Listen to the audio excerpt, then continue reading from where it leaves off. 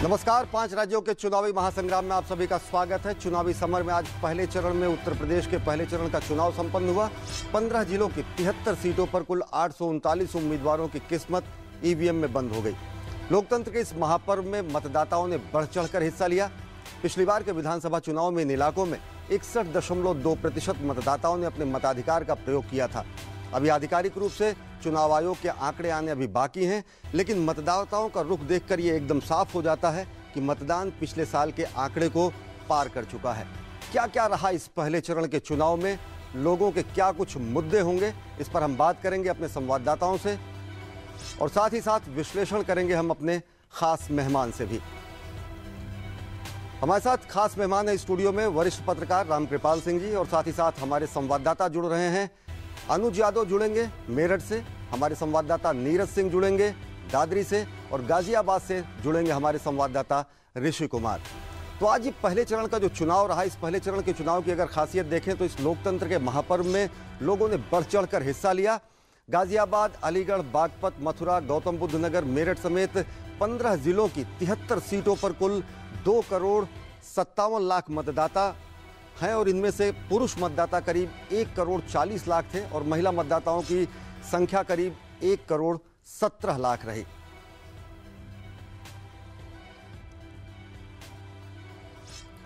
कुल मतदाताओं की संख्या 2,57,00,000 रही, जिनमें लगभग 1,40,00,000 पुरुष और 1,17,00,000 महिला मतदाता रहीं। और इन यूपी के ये पहले चरण की 73 सीटों पर 15 जिले रहे। इन 15 जिलों में आगरा, अलीगढ़, बागपत, बुलंदशहर, एटा, फिरोजाबाद, गौतम बुद्ध नगर, गाजियाबाद, हापुड़, हाथरस, कासगंज, मथुरा, मेरठ, मुजफ्फरनगर और शामली, इन 15 जिलों में अगर देखें तो भाजपा ने अपने 73 सभी सीटों पर 73 उम्मीदवार उतारे हैं। बसपा ने 73 उम्मीदवार अपने उतारे। सपा और कांग्रेस का गठबंधन है, सपा ने 51 सीटों पर अपने उम्मीदवार उतारे, कांग्रेस ने 24, आरएलडी ने 57 सीटों पर उम्मीदवार उतारे हैं और इन सभी सीटों पर 73 सीटों पर अन्य राजनीतिक दलों और निर्दलीयों को लेकर 561 अन्य लोग भी चुनावी मैदान में हैं। सबसे पहले हम चलेंगे अनुज यादव के पास जो कि मेरठ में मौजूद हैं। अनुज, लंबे समय से आप इस पूरे पश्चिमी उत्तर प्रदेश का आप दौरे पर हैं, नब्ज टटोल रहे हैं मतदाताओं की, साथ ही साथ आपका ताल्लुक भी पश्चिमी उत्तर प्रदेश से है। क्या कुछ रहा जिस तरीके से पिछली बार के चुनाव का चरण देखें, इससे पहले 61% के आसपास मतदान रहा, आंकड़ा ये लगभग पार कर चुका है, आधिकारिक आंकड़े फिलहाल बाकी है, लेकिन क्या कुछ ड्राइविंग फोर्स रही लोगों को खींचने के लिए मतदान केंद्रों की तरफ? अनुज। देखिए, बिल्कुल अश्वनी, मुझे लगता है जो ये आंकड़ा है ये 65 और 67 के आसपास जाकर रुकेगा। तो निश्चित रूप से जो 6-7% ये वोट बढ़ा है, इसके अलग अलग मायने निकाले जा सकते हैं, लेकिन मैं अगर अपने विश्लेषण से और अनुभव से बताऊं तो इसका सबसे बड़ा एक कारण तो है कि निर्वाचन आयोग ने जिस तरीके से कड़े इंतजाम किए थे, लोग एक अच्छे माहौल में अपने घरों से निकले, कोई भय नहीं था, कोई डर नहीं था, इसी वजह से लोग अपने घरों से निकले और काफ़ी मतदान हुआ। दूसरा एक सबसे बड़ा कारण, जिस तरीके से पश्चिमी उत्तर प्रदेश की अनदेखी की गई पिछले 5 सालों के अंदर, ये आरोप यहाँ की जनता बार बार हम जब इलाकों में गए, हम स्टोरीज बनाई, वहाँ ये आरोप लगता रहा कि पश्चिमी उत्तर प्रदेश रेवेन्यू सबसे ज़्यादा कमा कर देता है लेकिन खर्च पूर्वी उत्तर प्रदेश में होता है। ये एक सबसे बड़ा कारण रहा। सबसे बड़ा कारण दूसरा रहा, जिस तरीके से लगातार यहाँ पर अपराध बढ़ा। बिना रंगदारी दिए मुझे नहीं लगता शायद कोई व्यापारी होगा जो अपना व्यापार करता होगा जिसका व्यापार 10 से 15 लाख की टर्नओवर का है महीने का। रंगदारी, हत्या, बलात्कार, कानून बिगड़ती कानून व्यवस्था सबसे बड़ा मुद्दा यहाँ पर रहा। तो हमें लगता है कि कहते भी हैं अश्वनी की कुछ संकेत, जब बढ़ता हुआ मतदान प्रतिशत आता है तो वो एक संकेत होता है कुछ ना कुछ बदलाव का। हालांकि ये कितना सही है कितना गलत है ये तो देखने वाली बात होगी, लेकिन निश्चित तौर पर मुद्दे हावी रहे इस चुनाव में, सिर्फ मुद्दे, बुनियादी मुद्दे, लोगों के मुद्दे। जी अनुज, बने रहे आप हमारे साथ खास मेहमान है रामकृपाल जी जो कि स्टूडियो में मौजूद हैं। रामकृपाल जी, किस रूप में देखते हैं, अभी आधिकारिक आंकड़े फिलहाल आने बाकी, लेकिन उत्साह कहीं ना कहीं पिछली बार से ज्यादा दिख रहा?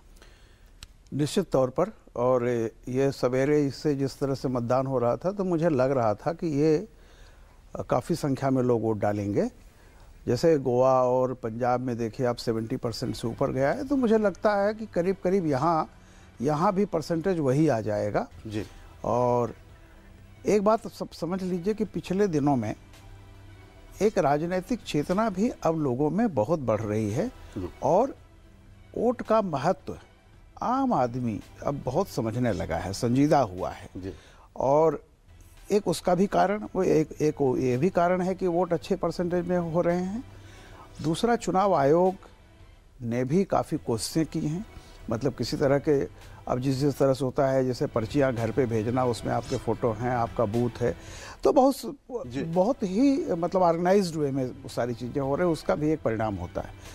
मैं इस पर तो नहीं जाता हूँ कि नतीजे क्या होंगे, देखिए, क्योंकि भविष्यवाणी करना बहुत मुश्किल काम है।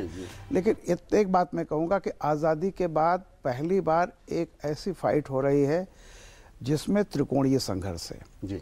पहले भी कई पार्टियां खड़ी होती थी, लेकिन चुनाव आते आते क्या होता था कि बाकी पार्टियां वो चली जाती थी पर्दे के पीछे, एक तरह से वो हो जाता था। इस क्षेत्र में तो चतुष्कोणी भी बहुत जगहों पर आरएलडी का भी मुख्य रूप से 2 ही पार्टियों में चुनाव होता रहा है। आज़ादी के बाद से आज तक जो फाइनल होते होते वो 2 हो जाता है।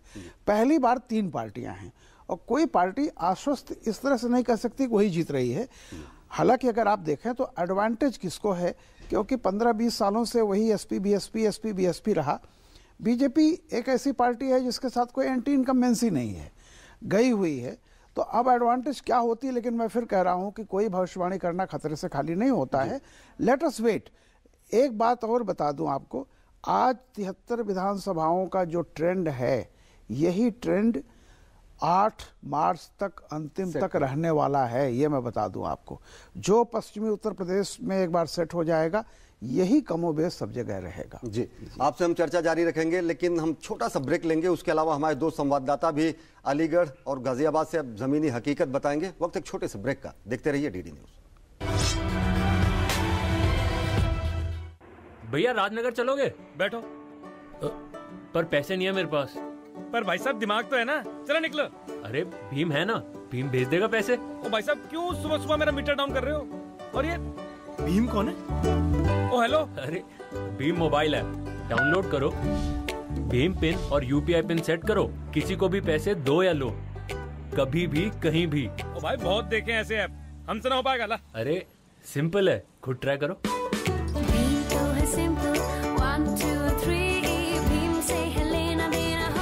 भीम ऐप डाउनलोड करें, पर अपने मोबाइल नंबर को बैंक खाते से जोड़ना ना भूलें। भाई साहब राजनगर नहीं जाना क्या? मैंने भी भीम डाउनलोड कर ही लिया। हाँ चलो।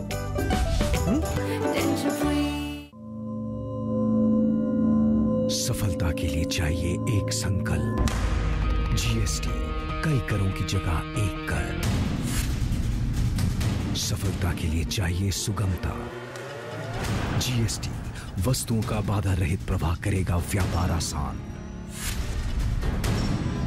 सफलता के लिए चाहिए दमदार स्ट्रोक। जीएसटी एक राष्ट्र एक कर एक बाजार। जीएसटी आजादी के बाद सबसे बड़ा कर सुधार, अर्थव्यवस्था के बेहतर परफॉर्मेंस के लिए। बचपन में पेड़ चढ़ना अच्छा लगता था, बड़ी हुई तो सब चाहते थे कॉर्पोरेट लैडर चढ़ जाऊं। कुर्सी पर बैठे इनविजिबल सीढ़ियां चढ़ना नॉट माई स्टाइल। मुझे पसंद है टेक्नोलॉजी और पहाड़ चढ़ना, and this is the only job जो मुझे दोनों करने देता है। It's lonely at the top, but the view it's incredible. हम है भारत के सबसे एक्साइटिंग वर्क प्लेस और हम दे रहे हैं आपको एक ऑफर। भारतीय सेना, आम नहीं ये जिंदगी।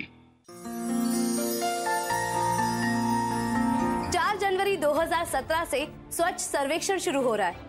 सफाई के आधार पर शहरों को आंका जाएगा। ऐसे 500 शहर जिनकी आबादी 1 लाख से ज्यादा है। स्वच्छ सर्वेक्षण में 30% नंबर इस बात के होंगे कि क्या शहर के हर घर में शौचालय है, क्या शहर में जन सुविधाएं हैं। अगर नहीं तो आपके शहर के 30% नंबर खतरे में है। अपने घर में शौचालय बनवाओ और इस्तेमाल करो। तैयार हो जाओ सफाई के लिए, स्वच्छ सर्वेक्षण के लिए। 4 जनवरी 2017 से सर्वेक्षण का हिस्सा बनिए। कॉल कीजिए टोल फ्री नंबर 1969 पर। स्वच्छ सर्वेक्षण, एक कदम स्वच्छता की ओर।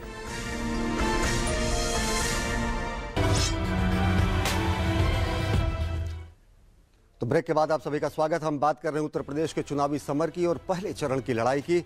हम एक बार जुड़ेंगे अपने संवाददाता ऋषि कुमार मौजूद हैं हमारे साथ गाजियाबाद से। और अनंतिम आंकड़ों की अगर बात करें तो शाम 5 बजे तक इन 73 विधानसभा सीटों में कुल 63% मतदान दर्ज किया गया है।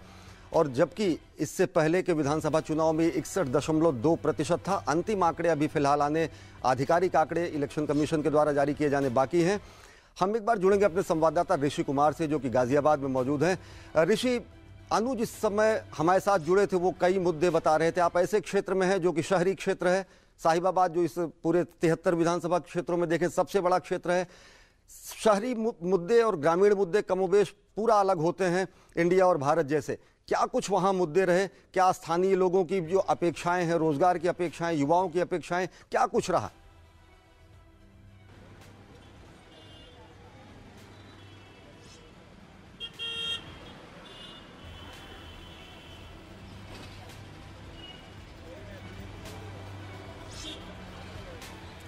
देखिए स्वनी, जहाँ तक इस इलाके की बात करें जिसमें कि गाजियाबाद की 5 विधानसभा सीटों पर आज जो मतदान हुआ है, इसमें हम देख सकते हैं कि ग्रामीण इलाका भी है और शहरी इलाका भी है।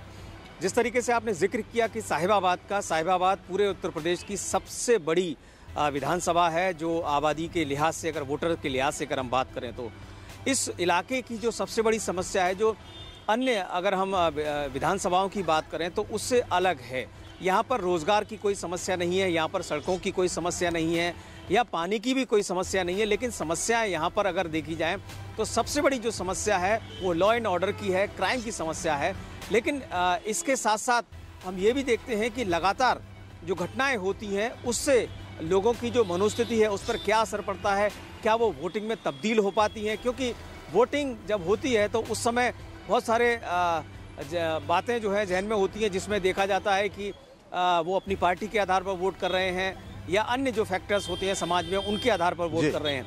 लेकिन इस इलाके का जहाँ तक मुझे समझ में आता है, जो शहरी इलाका है साहिबाबाद का, इसमें सबसे बड़ी समस्या है, एक तो पॉल्यूशन की समस्या है, साफ सफाई की समस्या है, और जो यहाँ के जो पार्क हैं उनके मेंटेनेंस को लेकर नागरिक समस्याएं हैं, उसको लेकर आमतौर पर देखा जाता है कि विवाद हो जाता है। पार्किंग की एक समस्या है। ये जो शहरी जो समस्याएं होती हैं उन्हीं से मिलती जुलती सभी समस्याएं साहिबाबाद विधानसभा क्षेत्र की हैं। लेकिन अगर गाजियाबाद के जो ग्रामीण इलाके हैं उनका जिक्र करें तो वहाँ जरूर किसानों की जो गन्ना किसान से लेकर अन्य जो किसान अलग अलग मुद्दे हैं ग्रामीण क्षेत्रों के और साथ ही साथ शहरी क्षेत्रों के। कहीं ना कहीं बिजली, सड़क, पानी, ये आम मुद्दे हैं दोनों क्षेत्रों में।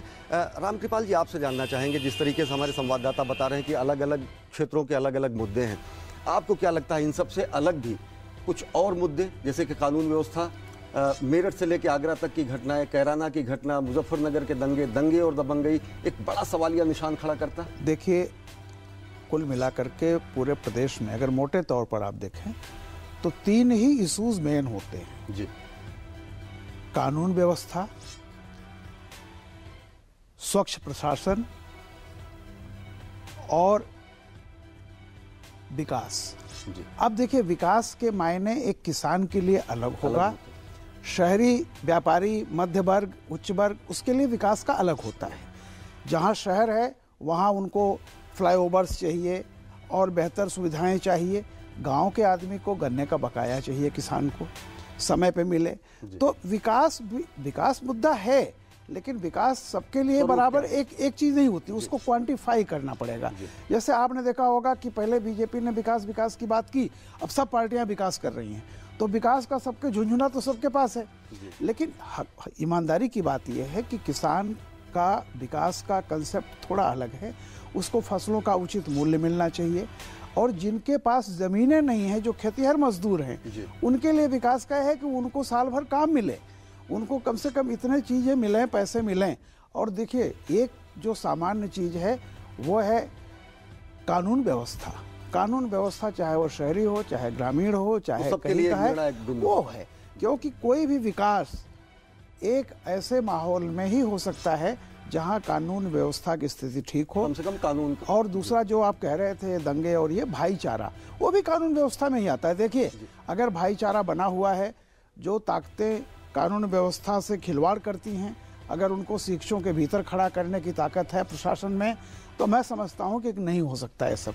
रामकृपाल जी, एक और चीज़ जानना चाहेंगे, जिस तरीके से कांग्रेस और समाजवादी पार्टी का गठजोड़ हुआ, वो अलग बात है कि आचार्य नरेंद्र देव और लोहिया क्या सोचते और किन धुरियों पर, किन आवश्यकताओं पर यह किया गया, लेकिन किस रूप में इसको देखते हैं? कोई राजनीतिक ये जो गठजोड़ है असरकारी हो रहा है, या फिर अवसरवादी साबित हो रहा है, या फिर किस रूप से इस पूरे राजनीतिक परिप्रेक्ष्य को? हम कुछ भी कहें, एक बहस करें, सीधी एक बात है कि सीधी एक बात है कि वोट के लिए हुआ है जी। इसके अलावा कुछ भी नहीं है। एक तबके का वोट बटे नहीं इसलिए किया गया है। और सत्ता आज ही देखिए, क्योंकि पॉलिटिक्स में ऐसा होता है कि आप कितना भी झूठ बोल लें, कितना भी बदल लें, कितनी भी पार्टी कितनी भी लाइन चेंज कर लें, होता है, राजनीति में चलता रहता है। अभी मैं आज ही देख रहा था एक चैनल पे, वो जो पुराने बयान है अभी पिछले दिनों के 2-4 महीने के भीतर के, उसमें ये था कि साइकिल पंचर हो गई थी। राहुल जी का बयान था, साइकिल पंचर हो गई थी। मैंने समझा कि साइकिल को नहीं, मैंने समझा कि अखिलेश जी इसमें हवा भरवाएंगे। वो देखा अखिलेश ने वो टायर निकाल के फेंक दिया। अब ये बताइए क्या। और आज ही एक कॉमन मिनिमम प्रोग्राम पे उन लोगों का हुआ 10 पॉइंट। तो देखिए ये है कि winnability is the only factor.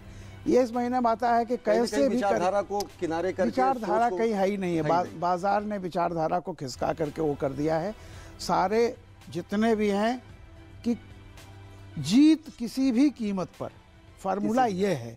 उसके लिए चाहे जिससे दुश्मन से हाथ मिलाना पड़े, दोस्त को छोड़ना पड़े, किसी के सामने झुकना पड़े, किसी को झुकाना पड़े, सत्ता किसी तरीके से हासिल हो, झुकना पड़े, झुकाना पड़े, साम दाम दंड भेद। और आपसे जानना चाहेंगे कि इन क्षेत्रों में अगर इन राजनीतिक दलों की देखें तो मायावती के लिए बेहद निर्णायक ये फेज है। इससे पहले अगर देखें तो सपा बसपा 24 सीटें इन क्षेत्रों में पाई, भाजपा केवल 11 सीट जीती रही। लेकिन 2014 के जो चुनाव थे उनमें भाजपा कहीं ना कहीं 68 सीटों पर लीड पर रही। मायावती और साथ ही साथ आरएलडी, इनका कितना निर्णायक साबित होगा इनके परिप्रेक्ष्य? देखिए मैं आपको ये बता दूं कि आरएलडी या कांग्रेस ये मुख्यमंत्री पद की लड़ाई में नहीं है, सत्ता की लड़ाई में नहीं है। सत्ता की लड़ाई में जो है, जो कुर्सी तक पहुंचने के, वो तीन ही है, एसपी, बीएसपी और बीजेपी। तो ये तीनों की लड़ाई है। जो आपने भी कहा, देखिए मायावती जी के लिए ये बहुत ही जीवन मरण का प्रश्न है, क्योंकि बीएसपी 2 बार 10 साल लगातार सत्ता से बाहर रहने के बाद आने वाले समीकरण यानी 2022 में क्या होगा कोई नहीं जानता। अगर इस बार बीएसपी हाशिए पर चली गई तो बीएसपी के लिए बहुत मुश्किल काम है। वही बात अखिलेश के लिए है। उन्होंने जीत के लिए अपनी पार्टी को फिर से दोबारा मुख्यमंत्री बनने के लिए क्या नहीं किया, परिवार से द्वंद्व किया, और ये दोनों के लिए निर्णायक, वो पिता से लड़ाई हुई। तो मैं कह रहा हूँ कि इनके लिए भी होगा और बीजेपी के लिए भी। देखिए हालांकि मैं लोकसभा इलेक्शन को कभी भी लोकसभा राज्यसभा से विधानसभा से तुलना नहीं करनी चाहिए। सब ब्रेक लेंगे जी, उसके बाद चर्चा जारी रखेंगे। वक्त एक छोटे से ब्रेक का। देखते रहिए चुनावी महासंग्राम। मैं ये नहीं पूछूंगा कि आप शौच के लिए कहां गए। मैं ये भी नहीं पूछूंगा कि अगर आप खुले में शौच के लिए गए तो क्या आपने अपने बच्चे की जान को खतरे में डाला? क्या आपके गांव की बच्चियों को खुले में शौच करते हुए किसी ने बुरी नजर से देखा? आप खुद समझदार हैं, सक्षम हैं। आप ये तो जानते ही होंगे कि हमारे देश में 70,000 से ज्यादा गांव के लोगों ने खुले में शौच की प्रथा को खत्म कर दिया है। गांव के बच्चे, महिला, पुरुष सब इस लक्ष्य में जुटे। निगरानी समितियां बनी जिन्होंने खुले में शौच कर रहे लोगों को समझाया, शौचालय बनाया, उनका इस्तेमाल करना सिखाया। क्या आपका गांव भी बनेगा खुले में शौच से मुक्त? आइए स्वच्छ भारत अभियान से जुड़िए। अब नहीं तो कब?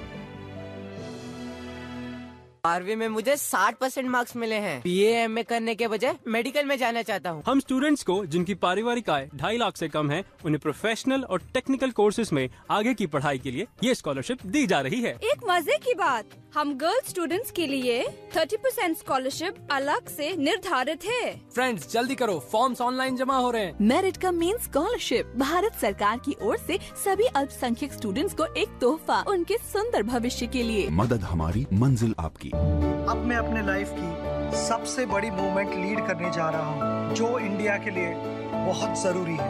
आपको खड़ा होना पड़ेगा मेरे साथ टीम स्वच्छ भारत मिशन का हिस्सा बनकर, और हम सब मिलकर एक ऐसा इंडिया बनाएंगे जहाँ हर कोई टॉयलेट यूज करता हो, क्योंकि जब सब टॉयलेट यूज करेंगे तो सब प्रोग्रेस करेंगे।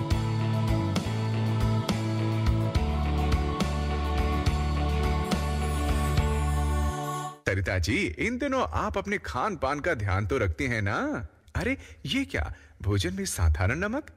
आयोडीन युक्त नमक का इस्तेमाल करें। आपके शरीर में आयोडीन की कमी से आपका शिशु शारीरिक और मानसिक रूप से कमजोर हो सकता है। आयोडीन नमक इन सारी परेशानियों से आपको बचा सकता है। ये नमक बाजार में आसानी से उपलब्ध है। बच्चों को हंसता खेलता बचपन दें, अपनी संतान का भविष्य संवारें। सवारी जिंदगी चुटकी भर नमक, आयोडीन नमक। सफलता के लिए चाहिए एक संकल्प।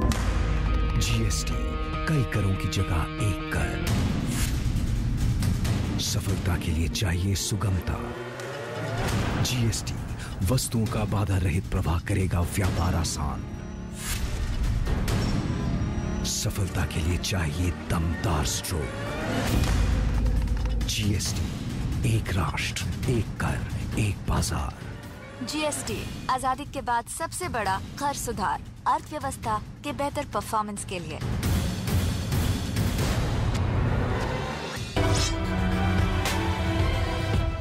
ब्रेक के बाद आप सभी का स्वागत। हम चुनावी संग्राम में बात कर रहे हैं उत्तर प्रदेश के पहले चरण में हुए मतदान की।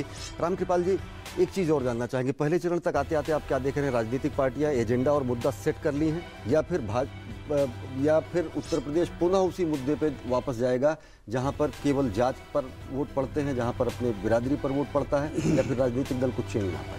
नहीं, देखिए ऐसा नहीं है। एक बात मैं बता दूं, मुद्दे पार्टियां नहीं सेट करती, मुद्दे खुद वोटर सेट करता है जी। अगर आप उस पर सही उतर रहे हैं तो ठीक है, नहीं तो कोई बात नहीं। वो ज़्यादा बोलता नहीं है, बड़ा चुपचाप रहता है और समय आने पर वोट देगा। देखिए, मैं बार बार एक बात कहता हूं कि वोटर को ऐसा मत समझिए को जातियों में ही बटा हुआ है सब कुछ।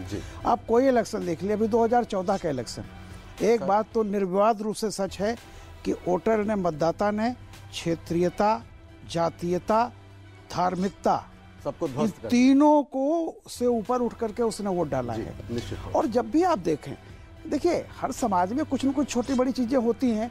कई बार क्या होता है कि जातीय भाई भाई जैसे होता है कि हमारे यहाँ जातियाँ कई बार अपने आप में एक आर्थिक क्लास हैं जी, तो उनके रिश्ते होते हैं, सारी चीजें होती, उस बहाने होता है। इतर कहीं ना कहीं इस पूरे प्रक्रिया में विकास मुद्दे और ये एक सकारात्मक संदेश देता है कि राजनीतिक चाहे गरीब हो या अमीर हो, हर आदमी को होता है कि मेरा बेटा उन तकलीफों से न गुजरे जिनसे मैं गुजरा था।